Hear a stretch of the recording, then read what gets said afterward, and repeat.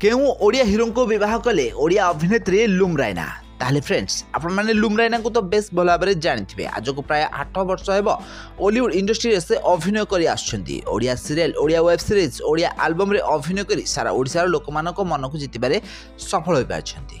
अधिकांश सीरियल रे आपण माने तांको नेगेटिव कैरेक्टर रे अभिनय करथिबार देखा पाइथिबे। ताहले सुमन एबे विवाह करि साछंती बोली सोशल मीडिया रे भाइरल हेबार लागिछि। किंतु प्रकृत घटनाटी हूँ सुमन गोटे ओडिया सीरियल अभिनय कर सीरियल ही से बह कर देखा मिलूँ। हेले निज रियल लाइफ रे से ए जाए बह करना। ताले आपण माने जानिथिबे राज राजेश को गत किछि दिन हेबो भल पाउथिले ओडिया अभिनेत्री लुम रायना। किंतु दुर्भाग्यवशतः तांकर ब्रेकअप हो जाइछि। आ ब्रेकअप होला परे दुहे परस्पर फोटो और वीडियो निज निज सोशल मीडिया रु हटै दिथिबा कथा देखा मिली। ताले निज रियल लाइफ रे एबे ब्रेकअप हो जाइछि लुम रायना कर। राज राजेश कोठारु अलगा हो जाइछंती एबे लुम रायना। किंतु रियल लाइफ रे एबे से विवाह करथिबार देखा दैछंती। गोटी ओडिया घरर बहु भली अभिनय करथिबार देखा दैछंती लुम रायना।